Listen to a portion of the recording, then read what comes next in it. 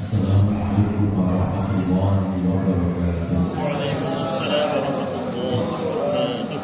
Subhanallah walhamdulillah wa la ilaha illallah wallahu akbar wa la haula wa la quwwata illa billahil aliyyil azim. Subhanallah walhamdulillah wa la ilaha illallah wallahu akbar wa la haula wa la quwwata illa billahil aliyyil azim. Subhanallah walhamdulillah wa la ilaha illallah wallahu akbar wa la haula wa la quwwata illa billahil aliyyil azim. Alhamdulillah, alhamdulillahilladzi an'ama 'alaina bi ni'matil iman wal islam. Wassalatu wassalamu ala asyrafil anam sayyidina wa habibina wa maulana Muhammadin wa ala alihi wa sahbihi ajma'in. Hasbunallahu wa ni'mal wakil, ni'mal maula wa ni'man nasir, wa la hawla wa la quwwata illa billahil aliyyil azim. Allahumma anfa'na bima 'allamtana wa 'allimna ma yanfa'una bi rahmatika ya arhamar rahimin. Amin ya rabbal alamin. Al-Mukarramun, seluruh pengurus DKM Mushola Al-Muhajirin, Ketua DKM Bang Ade Erlangga, seluruh para sesepuh, para tokoh masyarakat, para asatid, mohon maaf tidak disebut nama satu persatu tanpa mengurangi rasa taklim. Seluruh jamaah Bapak Ibu yang hadir tanpa terkecuali, semoga senantiasa Allah pelihara kesehatan kita, Allah tambah keberkahan hidup kita, Allah istiqomahkan kita di dalam kebaikan dan kelak wafatkan dalam keadaan husnul khotimah. Amin ya rabbal alamin. Salah satu kalimat zikir yang malaikat merasa kewalahan mencatat pahalanya adalah zikir baqiyatus sholihah yang tadi kita baca. Subhanallah walhamdulillah wa la ilaha illallah wallahu akbar. Itu malaikat mencatat pahala itu kewalahan. Kenapa? Karena setiap lafaz subhanallah tatla'ul mizan, itu memenuhi timbangan pahalanya. Walhamdulillah memenuhi timbangan. Wala ilaha illallah memenuhi timbangan.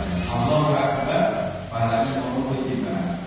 Sehingga malaikat merasa kewalahan untuk mencatat pahala seorang hamba yang berzikir dengan baqiyatus sholihah. Itu namanya baqiyatus sholihah.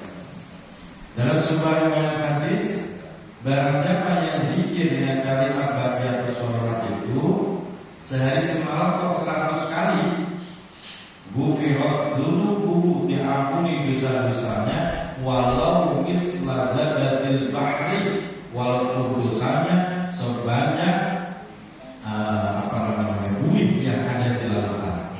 Walau kana misla zabadil bahri, walaupun dosanya sebanyak bumi di lautan. Itu Allah ampuni. Nah, makanya Bapak Ibu dibiasakan zikir itu, yaitu zikir baqiyatus sholihah. Jamaah yang dirahmati Allah, sekarang kita kembali melanjutkan kajian kitab Mukhtarul Hadis. Masih di hadis, masih di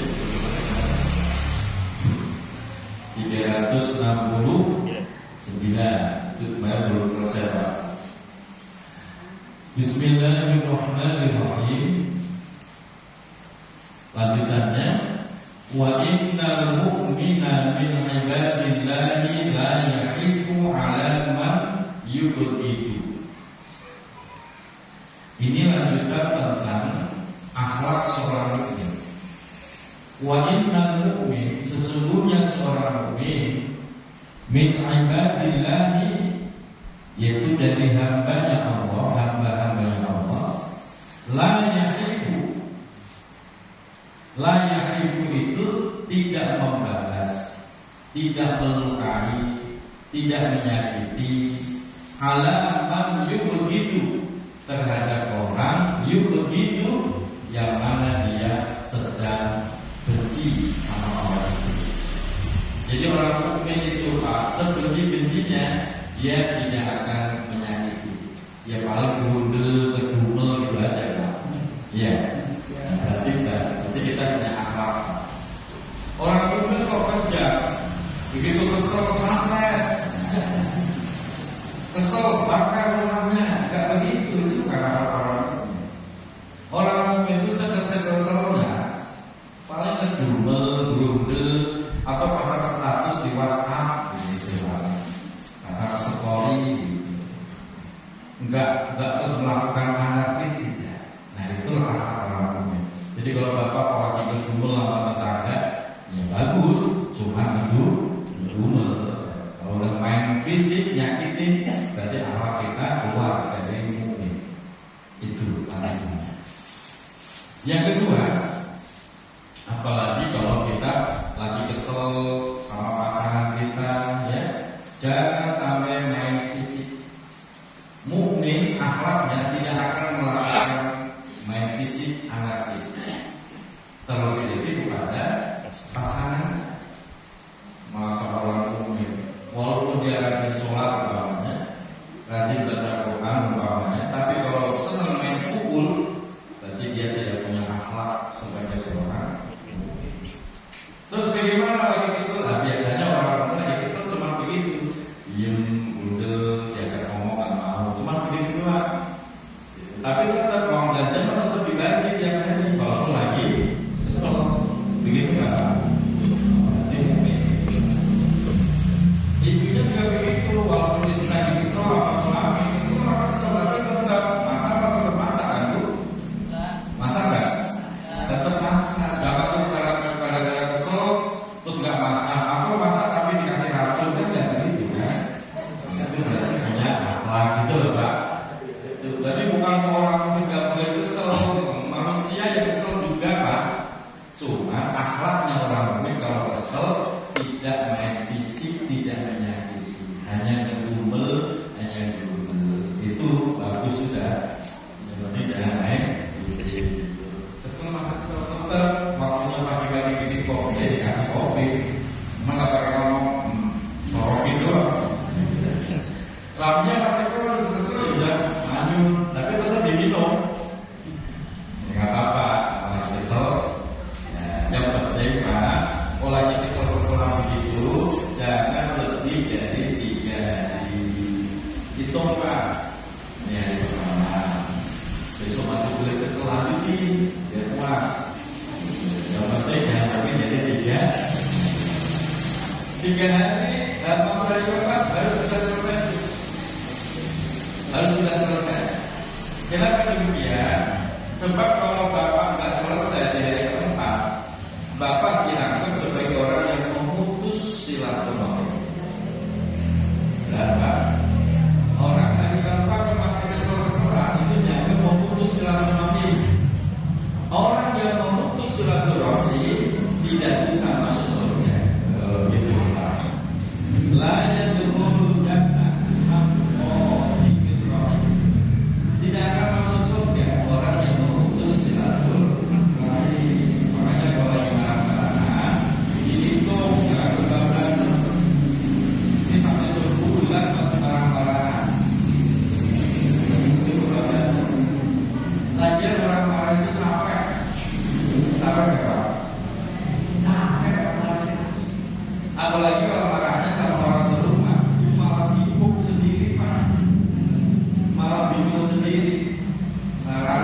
dia bingung bapak mau duduk di mana.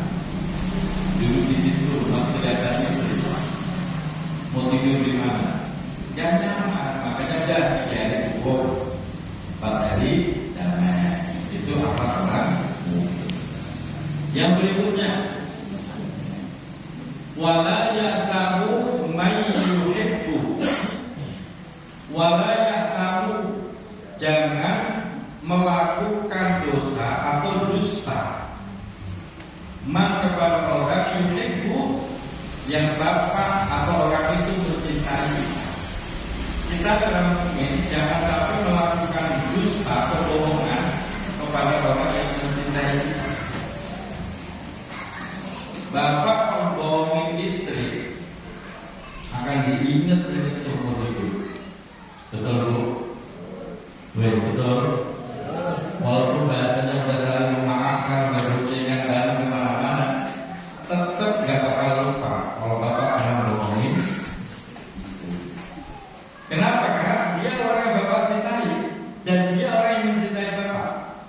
Kalau bapak bohongin orang yang gak mencintai kita, mungkin gak bakal diingat-ingat. Dan dosanya itu kecil. Tapi kalau kita bohongin orang yang mana orang itu mencintai kita, ternyata kita bohongin, kita tipu, kita hianati, di samping dosanya besar, dosa itu nggak akan terlupakan sampai mati, bahkan bisa dibawa sampai ke akhirat. Gitu. Nah, makanya kalau mau berbuat bohong, kalau saya mau nih, jangan kepada orang yang mencintai kita. Gitu.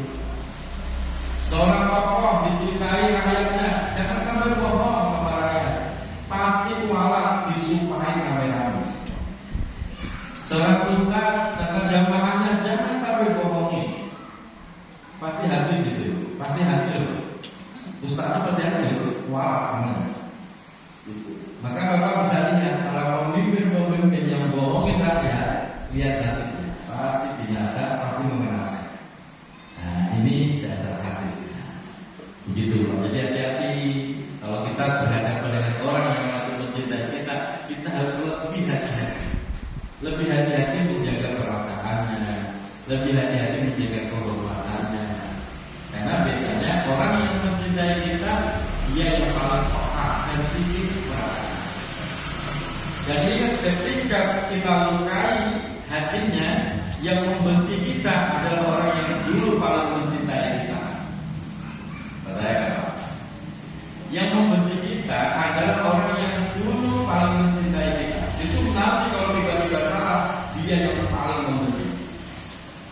Maka kalau ada suami istri kok cekcok berantem sampai cerai, dia yang bakal membenci kita semua. Karena dia yang dulu mencintai kita. Beda dengan orang yang tidak mencintai kita. Bencinya ya biasa aja, memang cinta, jadi tidak ada masalah. Nah, itu rumus dan itu diajarkan dalam Islam, menjaga perasaan orang yang mencintai kita. Yang berikutnya, akhlak orang mukmin, wala yudayyi'u mastudi'a. Wala yudayyi'u, tidak menyia-nyiakan ma terhadap sesuatu ustudi'a, yang sudah dihidangkan, yang sudah dipersiapkan. Itu apa? Kita ngaji, habis ngaji biasanya disuguhi kan Pak. Bapak makan kalau memang doyan, kalau memang kuat perutnya. Tapi kalau Bapak merasa nggak doyan, merasa udah penuh perutnya, Bapak mohon izin, saya begitu Pak. Mohon maaf ya, saya nggak makan, udah kenyang dari musola. Saya sering bilang begitu. Saya udah makan di sana Pak, di musola Rabiu, pecah ikan emas. Nah, kalau di sini saya nggak nyolek gitu, udah kenyang. Saya minta maaf Pak. Mohon maaf ya, saya nggak makan, udah kenyang. Harus begitu Pak. Kalau Bapak merasa nggak bisa menikmati yang itu, mohon maaf. Itu akhlak orang mukmin. Malah jangan malah salah, nggak selera dengan makanan, malah dicaci maki. Makanan apa ini? Wah, batas-batasnya. Nggak begitu akhlak orang mukmin. Akhlak orang mukmin kalau doyan ya silakan dibiarkan sambil mohon maaf kepada tuan rumah, mohon maaf ya saya nggak punya, begitu. Makanya kemarin ada pertanyaan begini, ketika kita sebagai tamu, terus kita disuguhi sama tuan rumah, padahal kita sedang berpuasa sunnah nih. Gimana sebaiknya? Dibatalin makan hidangan itu atau tetap puasa? Ini sudah jadi pertanyaan ya. Saya jawab, kalau sekiranya takut tuan rumah itu bakal tersinggung, silakan batalkan. Memakan hidangan itu lebih mulia daripada puasa sunnah.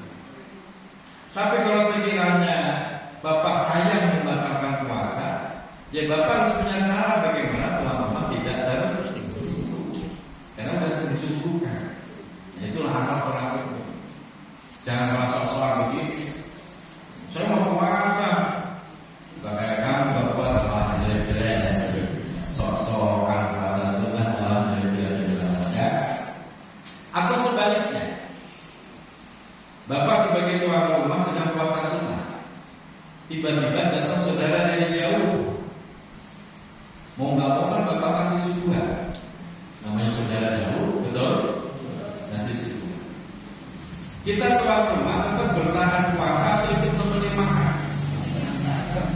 Nah, itu. Kalau saya jawab begini, tergantung orang tamu itu. Kalau tamu itu terasa istimewa, batalin puasa sunnah. Tamu istimewa itu siapa? Contoh banyak orang tua dari kampung main ke sini. Itu orang tua kan orangnya istimewa. Orang tua disuguhi suruh makan, akan rasa nikmat beliau makan kalau kita temenin. Jangan merasa soal mak selagi puasa. Salah itu bocah. Mending batalin demi nemenin makan orang, itu lebih mulia. Atau yang datang guru kita, kiai kita, datang seperti saya kedatangan dari Kudus malam ke sini, jadi batalin, itu lebih mulia. Kalau sholat puasa sunnahnya, jadi tergantung orang itu istimewa apa. Kalau yang datang cuma RT, ya nggak usah dibatalin.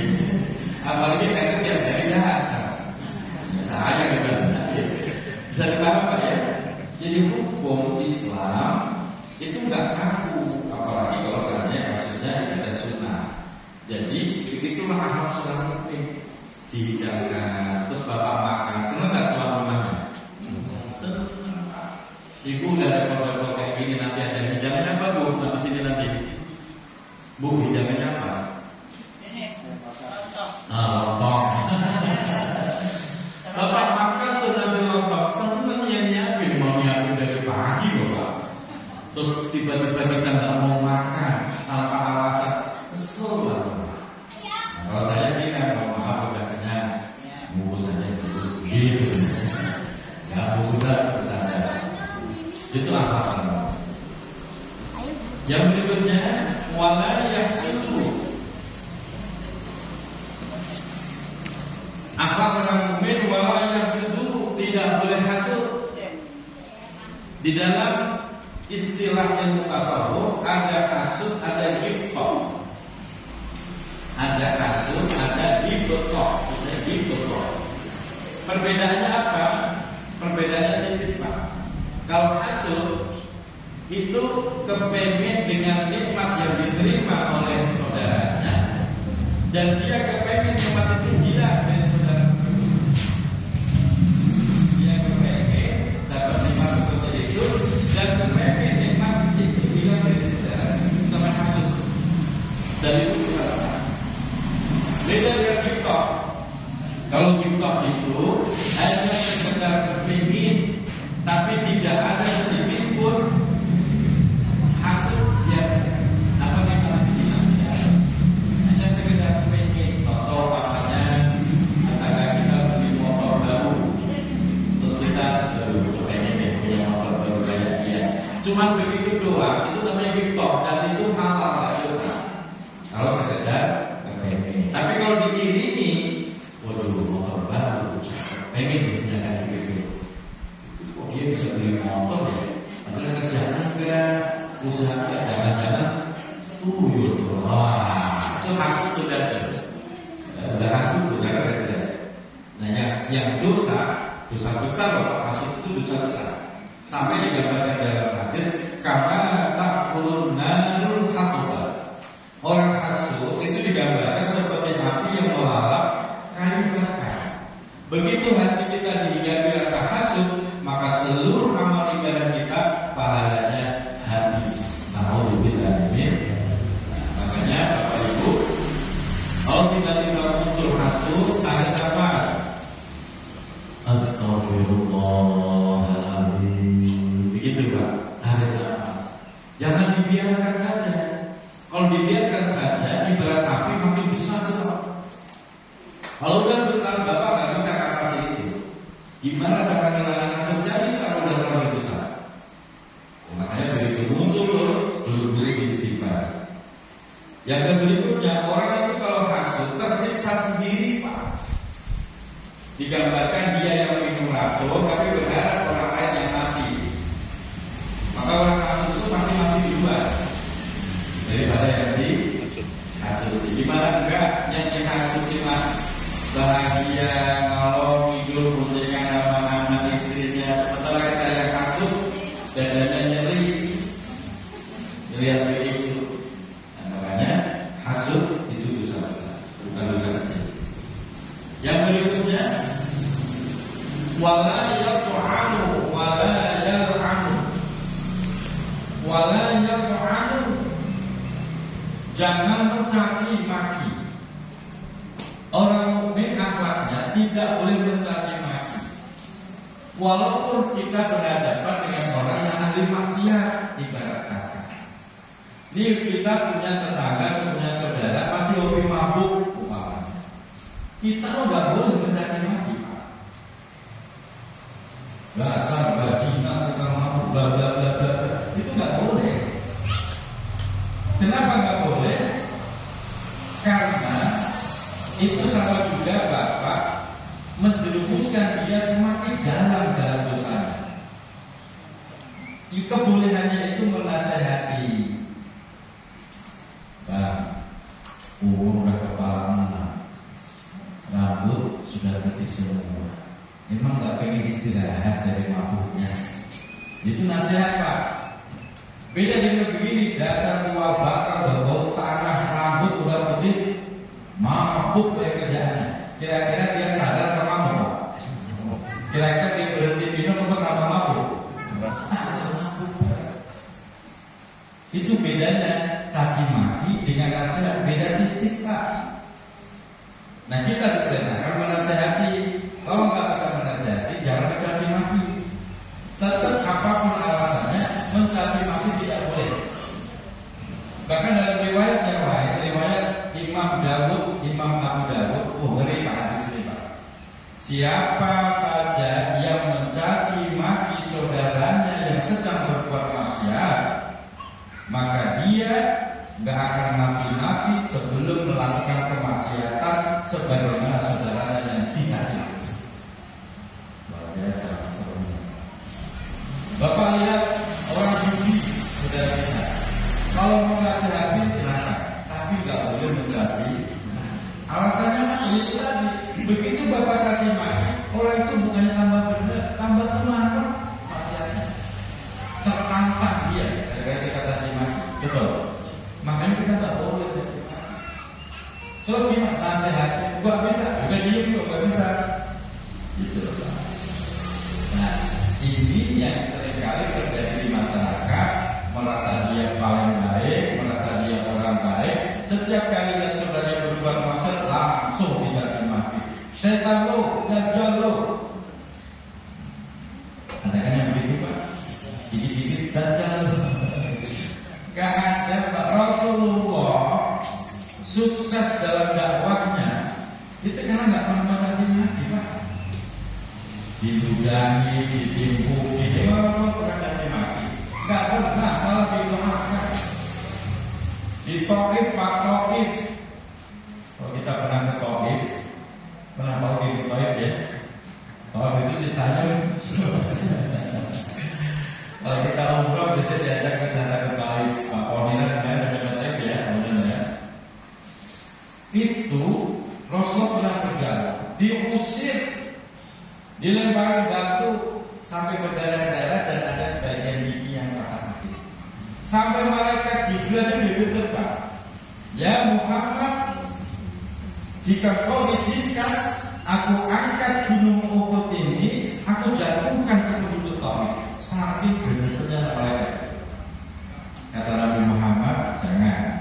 Fa'innahu qaumul la ya'lamun. Mereka begitu karena mereka belum tahu.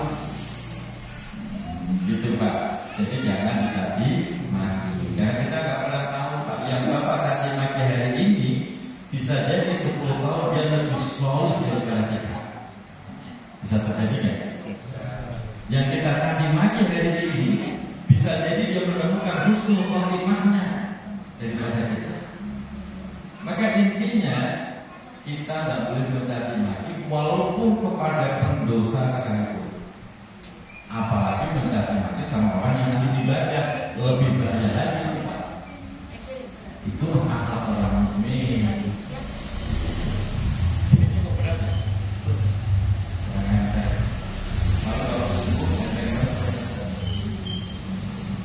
Itu. Yang ketiga berikutnya wala yal'anu, tidak boleh melaknat. Melaknat itu tidak boleh. Neraka lo itu melaknat.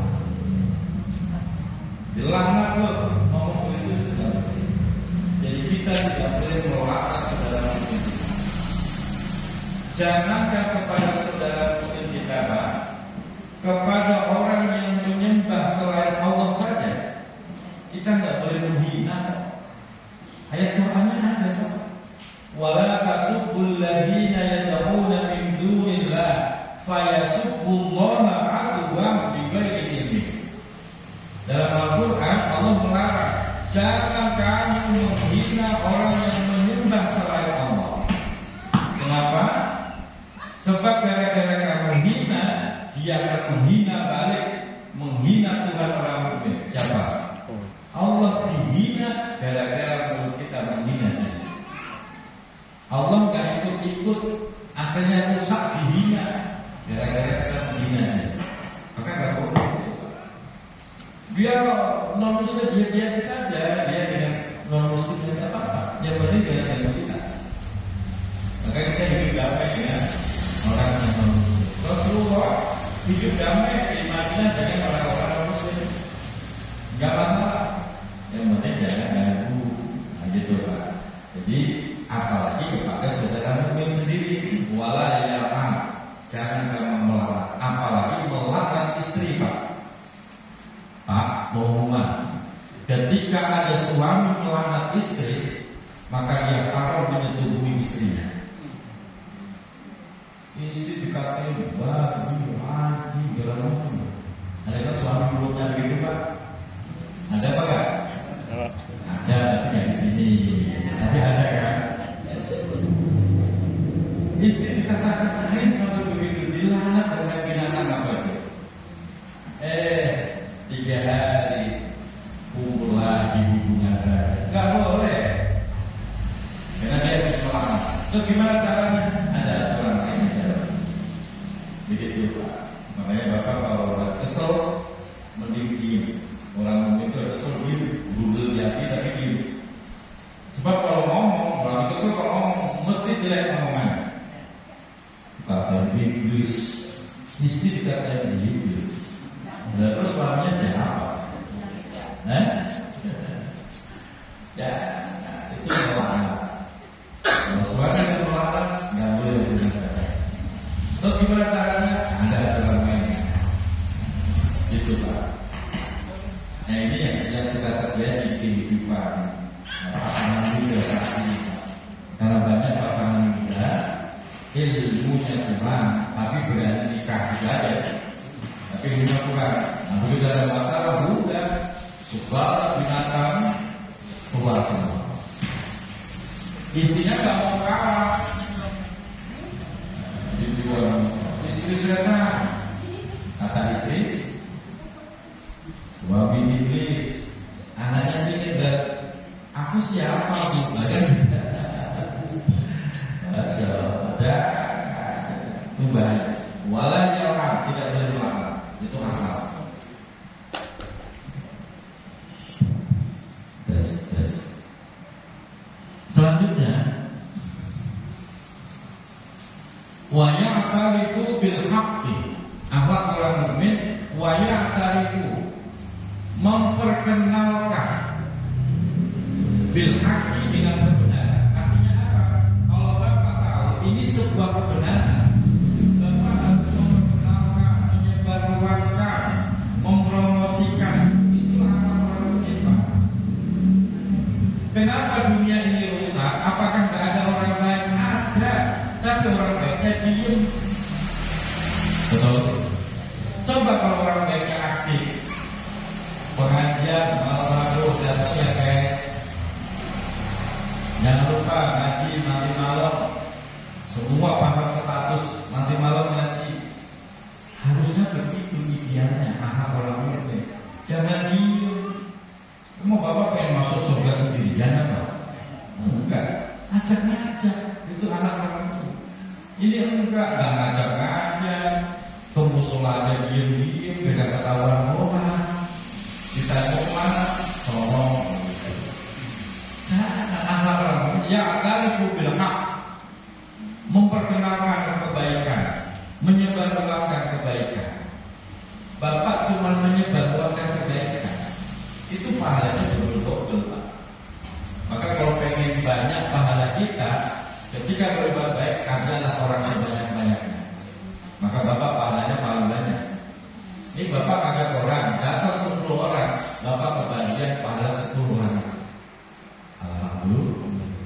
Sekarang kan udah medianya canggih, teknologi canggih. Ya, masalah digital bisa disebarluaskan. Alhamdulillah baru sekali-kalinya ini nih kalau orang yang bikin player. Baru gak ada player, sebarluaskan. Masalah ditanggapi syukur, nggak ditanggapi ya nggak apa-apa. Jangan bosen gua ngajakin mulu, nggak jalan-jalan. Nah, jangan bosen. Dia yang harusnya bosen, bukan kita. Dia yang harusnya bosen. Saya diajak ngaji dulu, malam nanti saya datang daripada diajakin capek. Datang akhirnya alhamdulillah. Itu akhlak. Jadi orang mukmin jangan diem dengan kebaikan. Karena rusaknya dunia bukan karena tidak ada orang baik, tapi orang baiknya pada diem. Selanjutnya, wa illam yashhad alaihi. Ini lanjutan tadi, Pak. Wa ya'tarifu bil haqqi wa illam yashhad alaihi. Jadi menyebarluaskan kebenaran, kebaikan. Wa illam yushhad alaihi, walaupun orang tersebut yushhad lam yushhad, tidak disebut-sebut alaihi atas kebaikan itu. Bapak yang ngajak-ngajak, Bapak yang ngumumin kebaikan, tapi Bapak gak disebut-sebut di forum itu, gak masalah. Jangan ngambek. Cuma gua yang ngajak-ngajak, nama gua gak disebut sekalipun. Nah, betul ya. Besok gak mau ngacak-ngacak lagi, salah itu. Karena kita kan urusannya dengan Allah, gak disebut gak masalah. Yang penting kita terus ngajak kebaikan. Jadi jangan ngambek. Yang berikutnya, wala yatanabizu bil alqab. Akhlak orang mukmin, wala yatanabizu bil alqab. Jangan memanggil dengan lakab yang jelek. Wala yatanabizu bil alqab bisalisul fusuq ba'dal iman. Itu terangkan dalam surah Al-Hujurat. Orang mukmin akhlaknya tidak memanggil temannya, saudaranya dengan lakab yang jelek. Kan biasanya di masyarakat biasa ya, yang populer kadang itu julukannya bukan nama aslinya. Betul. Ada kan begitu, Pak? Yang populer malah julukannya, nama aslinya enggak kenal. Kalau julukan itu jelek, jangan dipakai lagi, Pak. Itu akhlak orang mukmin. Saya punya jamaah namanya Gorek. Orang kampung Benda. Semua manggil Gorek. Saya nggak pernah manggil Gorek. Saya manggilnya Bang Anas. Kenapa? Itu akhlak kita. Dan panggilan itu doa. Kalau dipanggil Gorek mulu. Panggil Bang Anas. Anas itu nama luar biasa, ulama hebat itu. Tiba-tiba berubah dari Hanafi menjadi Gorek. Bapak pernah punya julukan nama Pak? Punya julukan nama Pak? Pak Salim punya ya? Saya tahu tadi Pak. Tadi gitu. Tanya sama tadi ngobrol-ngobrol di Wajiri. Pak Salim itu. Oh, Pak Salim papanya Pak. Iya, ngaji sih. Dan populernya karena ada Salim betis juga katanya. Iya betul. Ya kalau itu julukan yang jelek jangan dipakai lagi. Itu apa kita?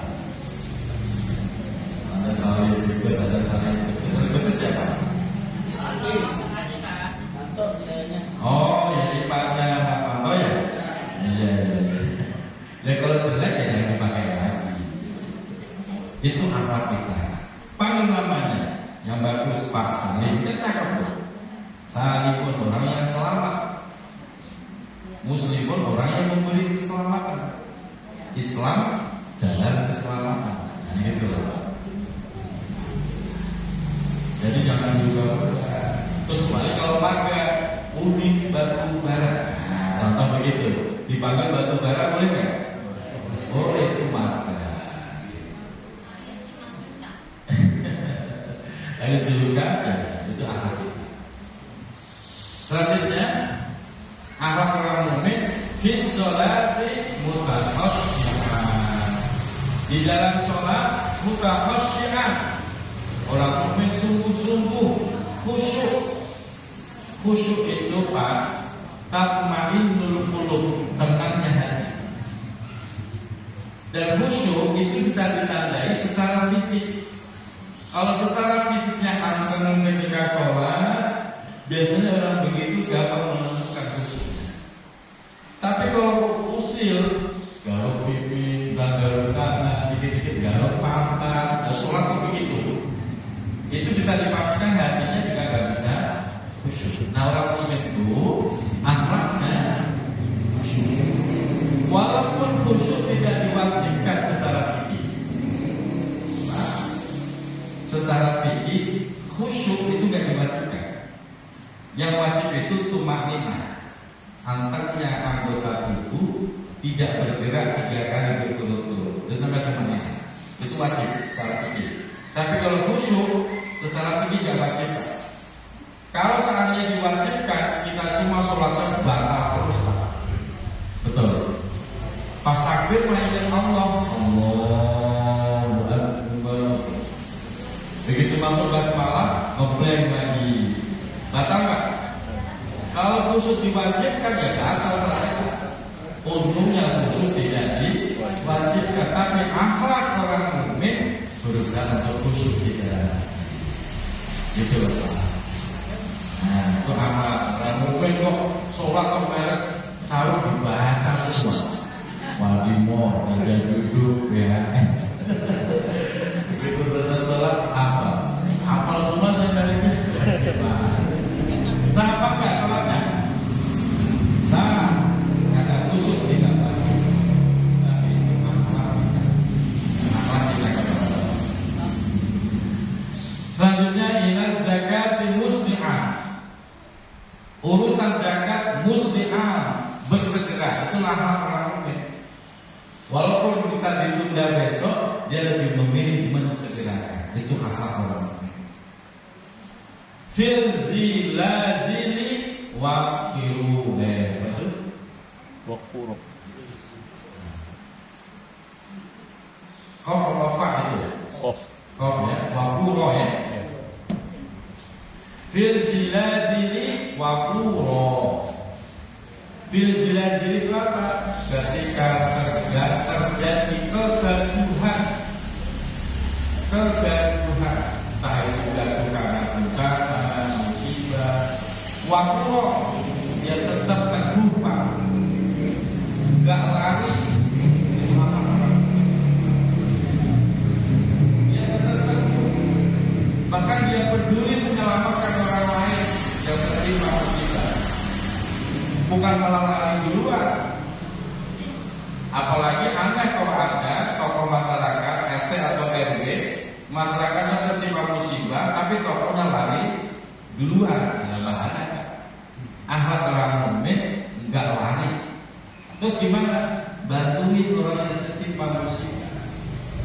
Dia tetap bertahan. Itu apa? Tanggung jawab, punya kepedulian sosial yang tinggi. Itulah akhlak orang mukmin. Selanjutnya wa firrohoi syakuro. Firrohoi ketika di dalam kebahagiaan, lagi bahagia, lagi senang, uang tol lagi cair, warisan lagi cair, senang nggak Pak? Senang. Syakuro, ya tetap dalam kesyukuran. Itu maha orang mukmin. Ngaji mah tetap ngaji, walaupun warisan udah cair sekian kan, tetap waktunya ngaji, waktunya sholat. Ini enggak, gara-gara duit banyak, ngaji nggak berani, kemusola nggak berani. Kenapa ya? Duit nggak dijagain.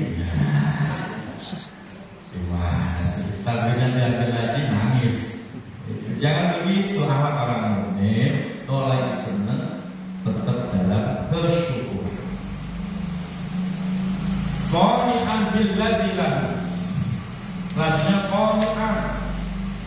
Qani'an itu berlapang dada, menerima dengan lapang dada. Billadzi dengan perkara lahu yang ada pada dirinya. Ya udah, dapatnya segini, alhamdulillah. Dapatnya ini, ya alhamdulillah. Itu namanya qani'an, berlapang dada. Itu akhlak orang mukmin. Jangan gundul mulu, ya begini dulu, di luar ekspektasi, nggak sesuai harapan. Jangan begitu. Nah, kemarin saya bilang, hilangkan harapan kepada orang, ganti dengan kepada Allah. Kalau kita berharap pada orang, banyak kecewaan, banyak kecewaan. Makanya belajar pola. Adanya kopi, minum kopi. Adanya teh, minum teh. Begitu. Ya, kok teriak lu, istri telat bikin kopi, teriak kopi mana kopi? Qani'an. Kalau bapak bisa qani'an, berlapang dada Pak, bapak akan menjadi orang yang paling bahagia di dunia. Sebab kenapa? Mau sebanyak apapun gaji kita, kalau hati belum berlapang dada, mesti bapak akan sedih terus. Tapi walaupun sedikit gaji kita, tapi kita lapang dada, alhamdulillah, bapak orang jadi orang paling bahagia, nyaman, damai, nggak ada beban sedikit pun. Nanti itu orang mukmin. Cukup ya, jam 9 Pak. Hadisnya nggak selesai. Insyaallah berlanjut